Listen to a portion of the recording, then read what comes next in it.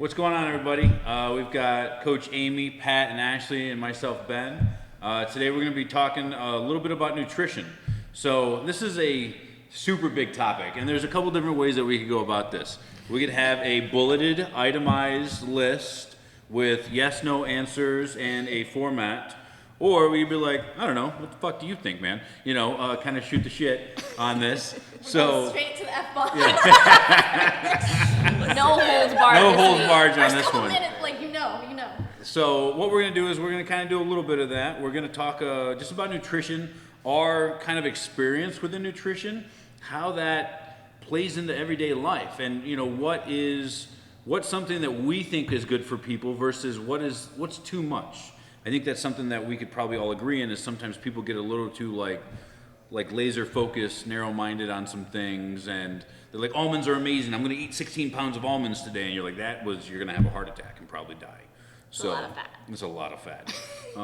That would put you into keto. Depends on what the rest of the diet looks like.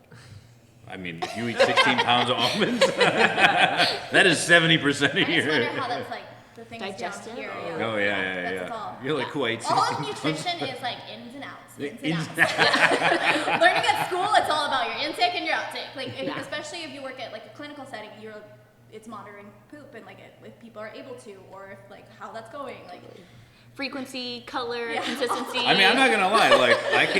I walked our dog this morning. And I looked at Jamie and I was like, I envy Stu, and she was like, why? I was like, he's so regular. You just take the dog for a walk, and he's like, all right, cool. Very regularly, right? Yeah. And a specific diet. Yeah, I'm sure they have a very your dogs doggy. aren't eating Cheetos and stuff like No, that. he's not eating. Or Oreos. We would hope What not. why are we automatically? We're not 5 minutes into this, and I'm the not a big fan attacks. of Oreos. I just think it's interesting that so many people like it. It's Oreos is not my thing. So later, maybe not this time. So It's a white people. I mean, it's 3-1, so 3-1. All right. The cool thing about nutrition, though, is because it does have such a big effect on everything that we do, right? I mean, literally from fitness to sleep to energy levels. Overall health. Yeah, overall how we even mental stability, depression, anxiety, stuff like that, right? So Gut health is huge. the what? Your gut health. Oh yeah. They're just learning more and more about that too. So All I know is I watched some episode of it was some on the show Dr. ER thing, and they put somebody else's poop in somebody else. C. diff. Yeah, They yeah. treat C. diff with that. Yeah. I was like, They did a South Park episode about that. oh, did they? I didn't watch that. I watched a real. Amy's like, Yeah, real video at school because they treat C. diff with that. There's a couple different ways, but I watched they literally took the sample and blended it up and Yeah. put a tube and they down into you. Yeah. That's crazy.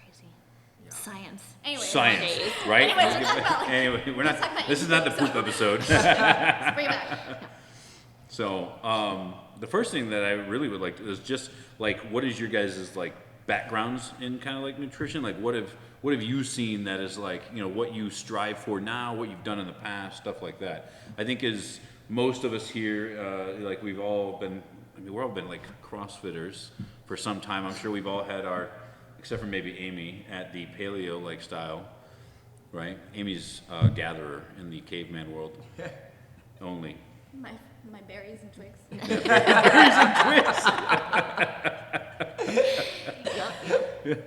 So, I mean, what are your guys' backgrounds in this stuff? Well, and I think a lot of people assume that because we're coaches that we have done this shit forever, and that's just how it happened for us, right? Yeah. And so I've been now doing CrossFit and training for 10 years. When I first started, I was working full-time restaurant job. So, and macaroni grill, Italian pasta, and because it was cheap. Lots of bread. Lots of bread, Lots of right? bread. Because I was a college student, so that stuff was really cheap. I could get 50% off of my meal every single day. I'm working an 8-hour shift. I'm probably gonna eat 2 meals there. And I ate garbage. And for me, I started eating less. You have to start small, and I think that's where people overcomplicate things in the very beginning. Because I started CrossFit and I was like, okay, obviously I'm working my ass off in the gym, and these 1,000 calorie meal bombs that I'm eating at work are not working for me when it comes to. I went home and had a bag of breadsticks. Yeah. That's like, I'm putting in all this work, but like it's not. Not seeing the I'm difference. not seeing the difference because I'm still eating, awful. And 6 bags of breadsticks. yeah. Well, a day. and I worked catering department. It was like in the morning, I baked cookies for like runs, right? So in the morning, Cookie for the sheep. yeah, totally. Like, I'm working catering in the morning, so I'm like, okay, cool. I'm gonna make, a couple dozen cookies. You go to businesses, you pass out cookies. Well, cool. I'm probably gonna have 1 or 2 in the morning. And then I get back from all my doing my stuff. I'm like, okay, maybe I'll have some pasta before I start my work shift. Like, Yeah. dude, awful. So there has been some. It's been a learning process. It's a process. Totally, yeah. totally. It does not happen overnight. That's for sure. So I would say for me, when I first started getting into CrossFit, this was back when paleo was really popular, and also they really touted the zone. I don't know if you guys remember Oh that. yeah. Oh man. So that was the I used to count blocks all day long. Dude, so that was really my first introduction, was buying the zone. I read it cover to cover, read it a couple different times. Really was into kind of how the food that you put in your body interacts with your hormones, and how balancing those digestive hormones really help to get you in that mode where you're able to burn body fat pretty efficiently and put on muscle. So I'd also recently moved in with Derek, Ashley's husband, and we had started going to the gym and working out, but let's just say the food that we were eating was not good. It was a lot of like Chef Boyardee stuff. like That's what Derek was telling me. Chef Boyardee. Or no, Hamburger Helper. Hamburger Helper. I'm sorry. Which is You're just right. as bad. Hamburger Helper. I'm Super sorry. processed, like giant glasses of like sweetened cranberry juice, like stuff that was just like not Drinking conducive Surge to and what stuff. Yeah, just like super processed food. So after reading that book, and I was in college at the time. We were both in college at the time, so I didn't have a lot of money. So it was like, all right, I'm literally just gonna go and I'm just gonna buy whatever vegetables are on sale. I'm gonna buy whatever meat's on sale. Like, I'm literally just gonna buy the things that I know that kind of fit into this diet based on what I read, but I'm going to try to spend the least amount of money as possible. So we would have a lot of random dinners where it maybe didn't necessarily make sense, but it was just like, all right, well, here's my protein, here's my healthy fat, here's a random vegetable, maybe we'd have some starchy carbs. And once we started being pretty consistent with not even being perfect, but having more of an effort to try to stay in that zone, that's really where I started seeing some results. Derek really started seeing some results, and it's evolved over the time, but that was really my first introduction into nutrition, I guess you could say. Yeah. And I kind of got to piggyback off of that because I ended up moving in with them. So I was like, I'm marrying one of them. and then marrying Derek. So, but yeah, so that was. Whole grand plan here. Yeah. So yeah, like I kind of got to piggyback off of that, which was pretty cool. And proof is in the pudding, obviously. Like, So would you say like a big part of your kind of nutrition education and where you're at currently, like your journey, CrossFit has been a big part of it then? totally. Oh, absolutely. 100%. Absolutely. 100%. Yeah. I mean, even like, so growing up as a semi-athlete, right? And like a strength guy. Like I grew up that's why I tell people, I didn't Ben grow came up. out of the womb Yeah. deadlifting 500 pounds. Yeah. I don't, like when I talk about that, I'm like, I don't tell people that I was like a high school, college athlete. I tell people like I've been in strength sports for a long time because that's always been like my thing, is like strength. But like my coaches earlier, like, you got to eat more, kid. And I was like, all right. And like, that's all I did was just eat. Bigger, and stronger. just bigger, Yeah. like eat more, eat. You got to feed the beast, like go eat. And like, so my idea of like eating started, I mean, I want to say like for me, like thinking about what I was eating probably started when I was like 15. Like, and really like, all right, like my coach was like, yeah, you got to eat like lots of breads and milk and all that. But you got to eat steaks and burgers and you got to have chicken and you got to like, so my early education, that was like, eat more. Eat big, lift big. Eat big, lift big. that guy. Yeah, right? Super skinny now. Yeah. They try to be like a bodybuilder.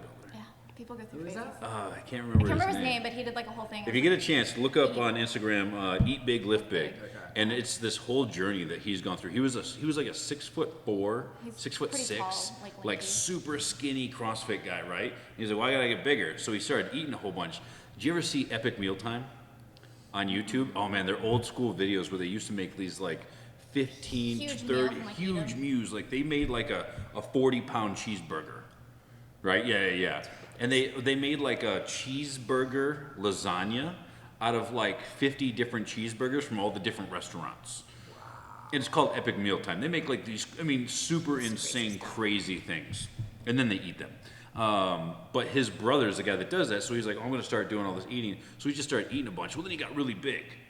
And then he was doing like Like powerlifting. good big or He, not I so mean, good? he was like a skinny, tall guy, so he never got like fat. Okay. Yeah, he was But still like lifting a lot. Still lifting a lot. So like he went from the point where like a deadlift for him, like 135 deadlift as a 6'6" like skinny guy was a big deal, to like he was pulling like 500 pounds.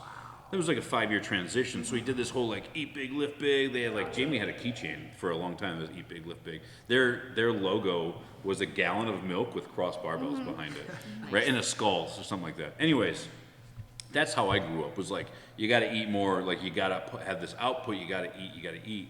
And then as I like grew up, like I went through a phase when I was young in the Marine Corps and we didn't have meal cards. Like I couldn't go to the chow hall, I had to do my own foods. Well, I lived in a dormitory room with no hot plate. So I was like, all right. So I ate a lot of like beef bologna and sandwiches and like tuna and like anything I could come up with. But my goal even then was like, all right, like I gotta have a protein source, I gotta have some vegetables, and I gotta have some carbs. And like from there, like it's just always transitioned. And I've tried or done like a bunch of different things. I've done like an Atkins, I've done like, I went strict paleo for a long time. Did you do the full 30? I've done a whole That was 30. long. Whole 30 is That's hard. it's That's real hard. tough. Really Oh, hard. man. But like our gym, my old gym, we did that a couple times. Yeah. I even went as far as like bought the whole 30 approved like sauces at like Trader Joe's or wherever. They got you. Yeah, they got. They yeah, got yeah. I was like, all right. RP. I did a straight up like 12-week RP like templated program. I had really good results from it, but it's because I was super precise in everything that I ate. I could bet that on a day-to-day basis, I had no more than like a 2% sway in my calorie intake for the day. So. Consistent, Yeah. But that's now, I'm like, okay, I know what works for me. Like, I know that if I don't eat a bunch of protein and like carbs, if I don't at least have like a higher level, like my performance and strength starts to diminish a little bit. I at the same time, like, I'm one of those guys that like wives get really mad at. Like, I stop drinking beer and I lose 5 pounds, and I'm like, oh yeah. More common with guys. Yeah, more common with guys. It's also easier when you have more mass. Totally. So, and that's the other big thing. Like, I talk about like when I say I've lost You 10 losing pounds, 5 pounds versus me losing 5 pounds huge is difference, way different. right? I lose 5 pounds. It's It's like, like- it's like 1.5% my I'm body like weight. struggling and sweating in the shower the morning of a weightlifting meet trying to lose extra weight. I'm over here like, I'm just gonna go home to the bathroom for a minute. I'll be back. Down 3 pounds. So yeah, that's a huge difference Yeah. in like what's your compensation. Your body composition. Yeah. For me, the journey is a little different. Like CrossFit's changed a lot of aspects of my life, but it wasn't necessarily that. I would never consider myself athletic. I played sports in high school, but I was not necessarily very good. Then after high school, I've always been super skinny. Like my thing is I've always been scrawny. Like I've never had to worry about gaining weight, so I never cared. I ate whatever I wanted. I weighed like probably less than 100 pounds my entire like high school like career. Like I weighed like 80 in the beginning, and then it was like cool when I hit 90. It was like a big deal. But I was, Here we come. yeah, I was very small, so I never cared about like what I ate. Like I never thought about it. And at the same time, like I come from a very different background where like the type of food I grew up with was very different than traditional American food. Like my parents made dinner where it was a weird mix sometimes of American food, but it's a lot of traditional Asian food. So it's like, the meals are very different. It's catered a little different where, vegetables or noodles or rice and things like that. I didn't start caring about what I ate until probably my early 20s. I was like 19, 20 at that time. I started getting into running, trying to. acting like I can run, trying to struggle into running, and I was turned on to a organization in San Diego called the San Diego Roots Project, where it actually talked about a lot of local and organic farming. And that was kind of my first step in, because once I got involved, they did a lot of events. They did movie nights, and then there used to be a farm. It's in Escondido. Stone owned it for a second, and now another family owns it. Right. But it used to be called La Milpa Organica, and they used to do potlucks and movie nights there. And so we go out on the farm and we do that, and it'd be super cool. And I watched this movie called The World According to Monsanto, and I like lost my mind, and I was like, everything's poison. After that, it was like really kind of that was my first dive into nutrition and thinking about what I ate, because then I actually cared about where I sourced my food. I cared about local farms. I cared about sustainability. For a while, like Dylan and I did like a CSA box, which is super cool if you're able to do that. But that's what really turned me into like nutrition. And then that was like getting better at running, started getting into distance running, doing like half marathons, worked to my marathon, and you know, it all kind of fell into place. There were periods of time where it wasn't as strict or stringent. I didn't have like a game plan or anything like that. I just, you know, thought a little bit more about what I ate. But I would definitely say, like, for me, it was more of kind of knowing where my food came from that really changed nutrition for me, and understanding the connection to like the earth, the environment, and yourself when it comes to how you purchase and your purchasing power. Yeah, no, I think that's I mean, that's really like a big deal. And so like somebody like a processed food, right? Like even early on, I was like, hang on a minute. When I read the label on this thing, it's got 30 things in it. Like I don't know. And I can't pronounce. And 80% exactly, of like it. I tell people, like I'm a knuckle dragon meathead. Like I can't say that word. I can't say the second word in that thing, and it was water. You know, like I run into these issues. Yeah, So and it's tough because then, you know, there's a lot of, and I think that's part of, you know, some of the things we want to help people with is there's a lot of misinformation out there, because yes, even though something may be the scientific term of something, it doesn't necessarily mean it's bad, right? Because have you guys seen the YouTube videos where they have people try to sign a petition against like taking out, it was like against water. sodium. Yeah. Or lower. No, it was like, yeah, it's insane. But it's just because people didn't know the name for the chemical form of it, like actual like form of it. So I wouldn't say like complicated words. There's sometimes like people always think like if you can't pronounce it, don't eat it. But maybe not necessarily that. Maybe actually look up and see what it is first. I mean, I would too. never have watermelon then. You know. I don't know what Yeah. that word is. So I mean, then there's like, and that's where like this subject in general, I think is very tough for people, and like, you know, choosing to go into the field and choosing to get my degree in food and nutrition, there's so much information out there that it can be really hard to navigate. Yeah. Like so hard for even someone who is going to school, right, versus like someone who doesn't have as much education to it. Or as much exposure. It can be so hard to navigate, like you hear about this diet, this, and this, but you have to at the same time think someone's always trying to sell you something too. Yeah. Totally. So if you see products that say all kinds of things and there's labels and this and that, it doesn't necessarily mean it's like the best thing out there for you. My favorite is all the like protein Yeah. promotion. It's a gimmick. Everything's Totally. a gimmick. Totally. You know, everyone wants to make a dime. Like it's totally fine. I get it. Right. But it, you know, when we cling to those things, it's the same thing as when people think of like superfoods, and like everyone thought acai berry was like a big deal, and like people freaked out about kale, even though spinach is just as good. I was like, we're not going to get complicated. There's like other things in spinach that like impede on iron absorption, but we're not getting complicated.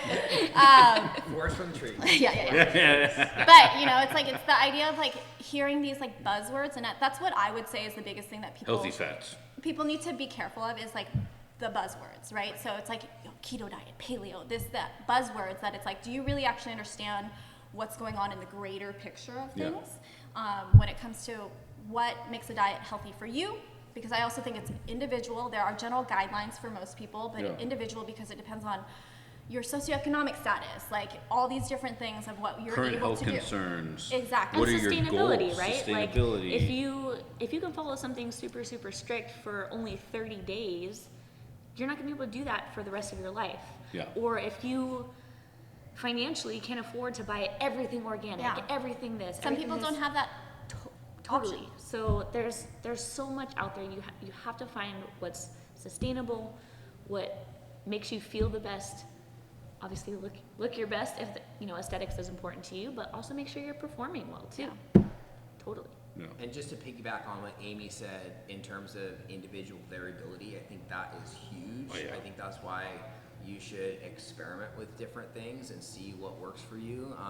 Kind of an enlightening experience I had recently was a couple of my nutrition clients basically had their food sensitivity test done, right? Where you like, send in a Do they still stool do the? sample. Oh no, the stool sample. Send in the stool Because they're sample, getting look at it. moving away from like the freaking Apparently. allergy Yeah. test. Yeah, no, exactly. Yeah, it's apparently like super easy. You just send it in. Shit in a Poop in, bag. poop in a thing. Apparently this Circle is back to us. Well, and the thing that was really interesting is that both of these people, it said they should avoid bell peppers. It said they should Nightshades. avoid Nightshades. Nightshades. Yeah. potatoes. Yeah. You know, I mean, things that you would think maybe are healthy foods that actually they were said to avoid. But the nice thing too is there were also individual superfoods for that person where it's like, hey, we know this is a superfood for you. You've never really eaten this before.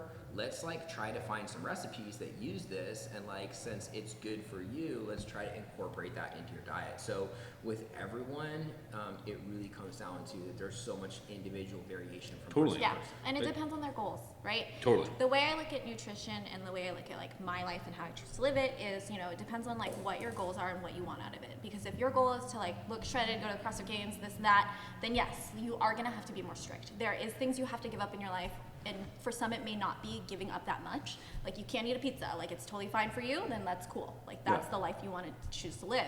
But if you're the type where you enjoy food like that and you're trying to do this super restrictive diet because you want to lose weight, then how sustainable is it for you if you're miserable because you can't go out with your friends, or you can't Yep. do this, you can't do that? It's finding, I think the biggest thing, and the way I look at it when it comes to navigating like all the craziness of like the diet and nutrition world is like, it's balance. Everything in life should be about balance. And I mean, it's true about anything, your work life, Yep, anything. yep.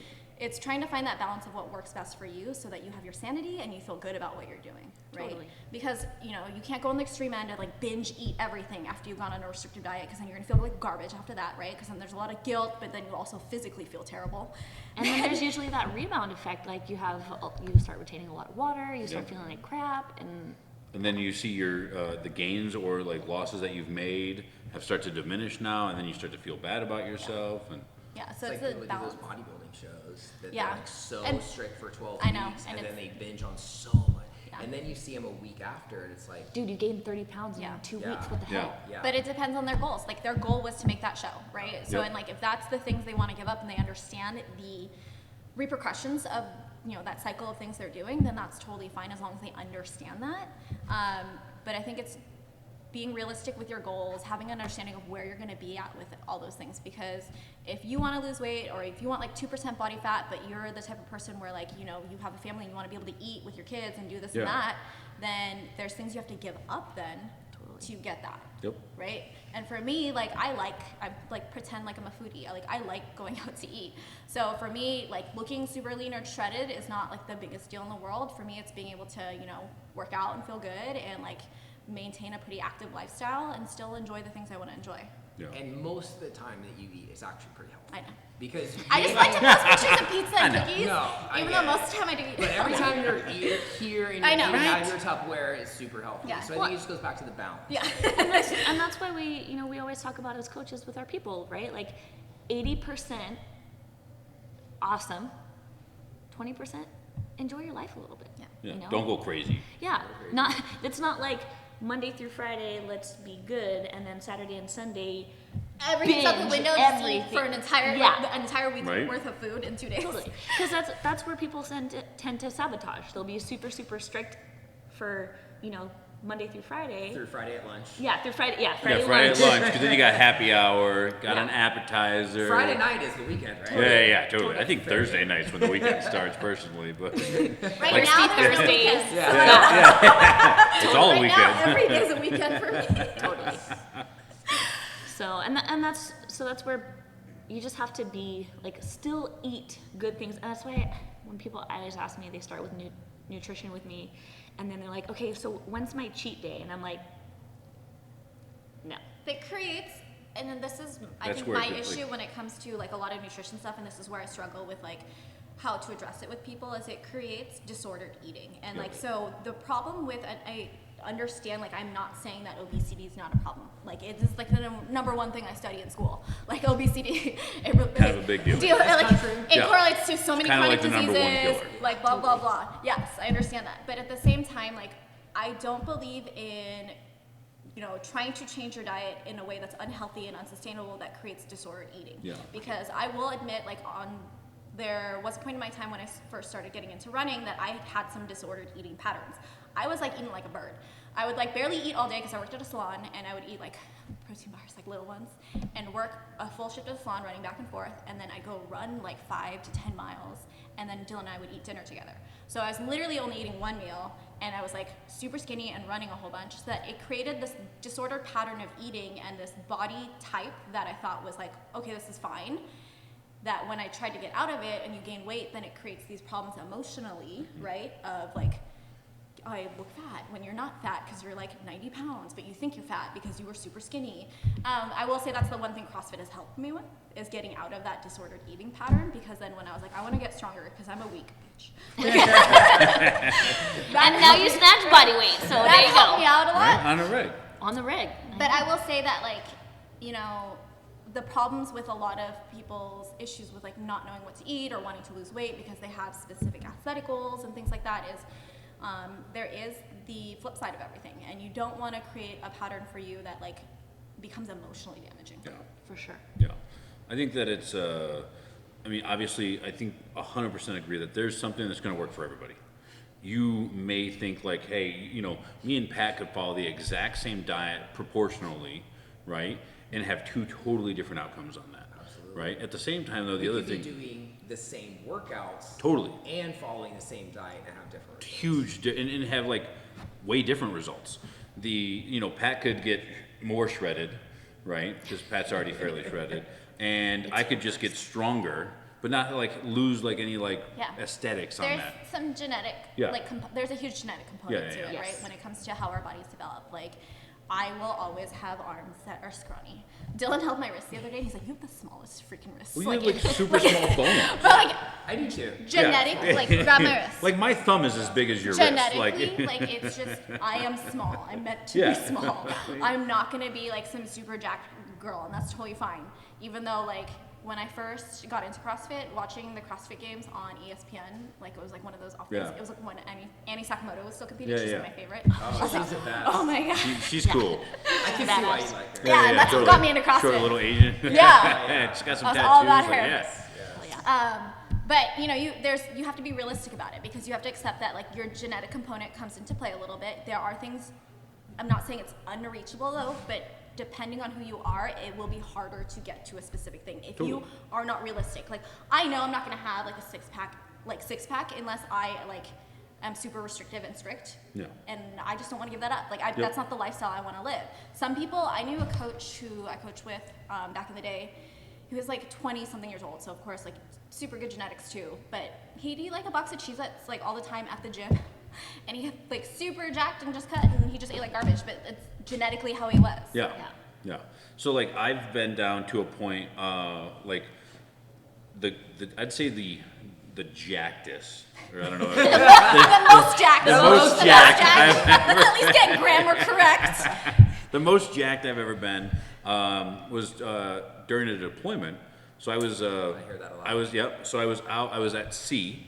Plus, we were doing in and out of Iraq and Afghanistan. But I had very limited food, so we really focused on like, hey, you have to like protein sources, and like it was very little. We had nothing cool. No fast food. No, there was zero fast food. I literally went like 5 months without a soda. Because it just wasn't a thing. Like, what do you drink? I have a cup of orange juice in the morning. I have coffee and orange juice in the morning, and water the rest of the day. Sometimes I might have a tea if there was one available. You know, like that was it. Well, then you guys did like PT every day, right? And Well, so I was you're on the carrying ship, all so your like, stuff, okay. so I was in the gym all the time.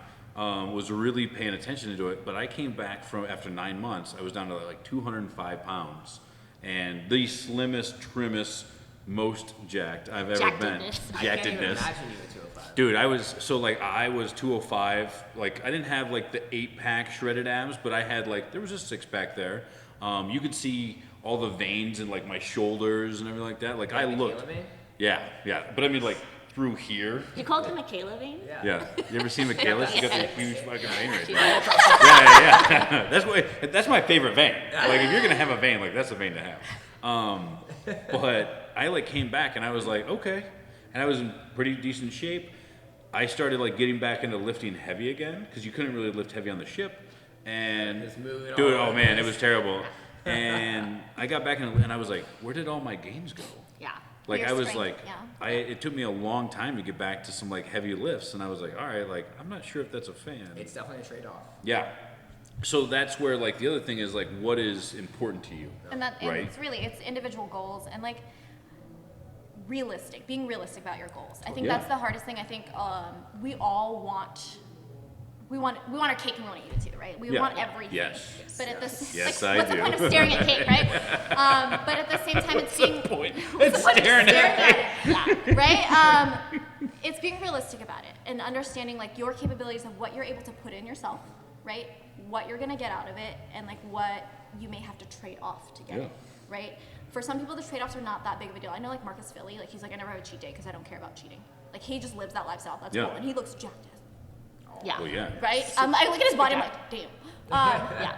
But he's okay with living that lifestyle. Yep. Right? And he also works out for a living because he does videos. Like that's Yeah. his lifestyle.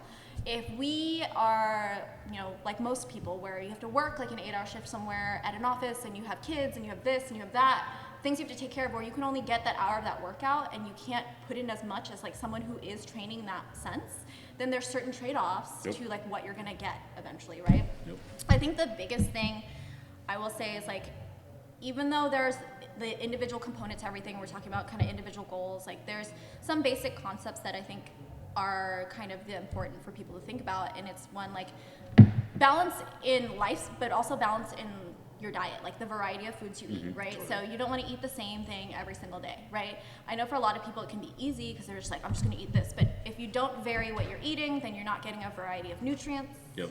right? You could Antioxidants, build some food phytochemicals. intolerances. Yeah, you can build food Exactly, intolerances. right? Start noticing that you're like So- deficit in super like important like micronutrients Yep. and stuff like so that. balancing that, like having that variety, but like my number one thing I always tell people, and I know people don't like to hear it, and I tell Ben all the time, is just eat some more vegetables, right? If you, I actually eat a if fair you- amount of vegetables.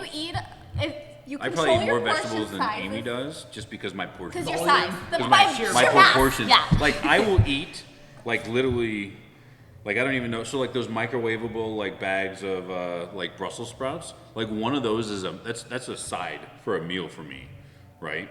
It's like 7 or like 10 ounces of Brussels sprouts. Yeah. And I'm Yeah. like, yeah, that's my Yeah, side for the but day. you're also much larger than me. Yeah, So, but no, it's being conscious of how much you're eating, right? So your portion sizes and like how much you're eating throughout the day. Because Yep. I think people forget and kind of eat all throughout the day, even if Grazers. it's stuff that the world considers quote unquote healthy or good foods, right? If you're eating throughout the entire day, then you're having an excess of calories, right? Control your hard not portion to do size. on quarantine. I know, hard not to do on quarantine. Yeah. Control your portion sizes, right?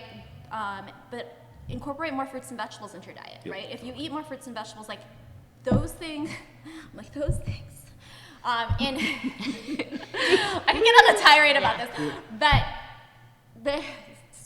there's so many studies when it comes to like your cardiovascular health, when it comes to reversing like obesity, diabetes, all kinds of things, when it comes to increasing your like plant intake, right? So it's like fruits and vegetables are super helpful in so many ways.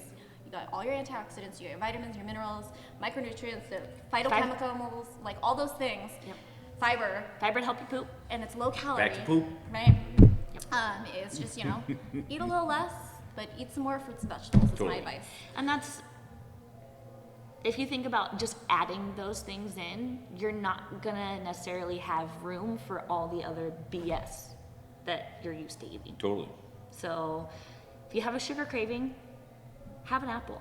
Dude, or that's have like my some favorite strawberries. like go-to like is like if I have a sugar craving, like I'm just gonna grab a Honeycrisp apple real quick. Like they, Especially with some peanut butter.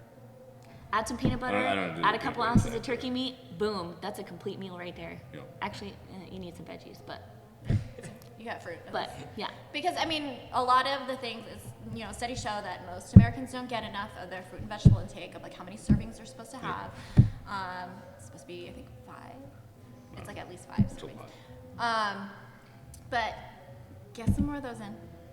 If you want to lose weight, then eat a little less, right? Yeah. If you want to gain weight, you gotta eat a little more. All right, so here's what we got. We've got a couple minutes left. Because Amy just hit on her big, like, just please eat more fruits and vegetables. I'd like to hear your guys' like, what's your one thing, if you could just tell the masses, what's your one thing of advice that you could give them? What would it be? I'm gonna let you guys go first because it'll be better than mine, and then mine will probably just be terrible. So, what are your guys like? You can go first, Pat. Because mine's very similar to Amy's, which is Like, eat your damn veggies. Yeah, eat some more veggies. It helps you feel fuller longer. Poop more. Yes, which is one of the ways your body gets rid of fat. So, I guess mine would be just having some type of plan around your food, because I know, at least with myself, if I have some type of structure or I do some meal prepping, or at least if I have some healthy snacks that are already in the fridge, and there's food that I know I can just grab. If I'm really hungry, I can just, get one of those, as opposed to if I don't really have any plan for dinner, nothing's pulled out, nothing's ready to go, what I'm probably gonna do is just stop on the way home and get some Chick-fil-A or some Mexican food, right? Which is like not what I wanna be doing. So even like in quarantine, like I find myself trying to like meal prep and like have more stuff available. And for me, like if I have some type of plan around my nutrition, then I'm usually really good. And if I don't have any type of plan, usually I go for the worst possible option. So for me, that's usually what it's all about. yeah. One of the big things that they taught us in like our precision nutrition certification is you don't necessarily have to weigh and measure all your food.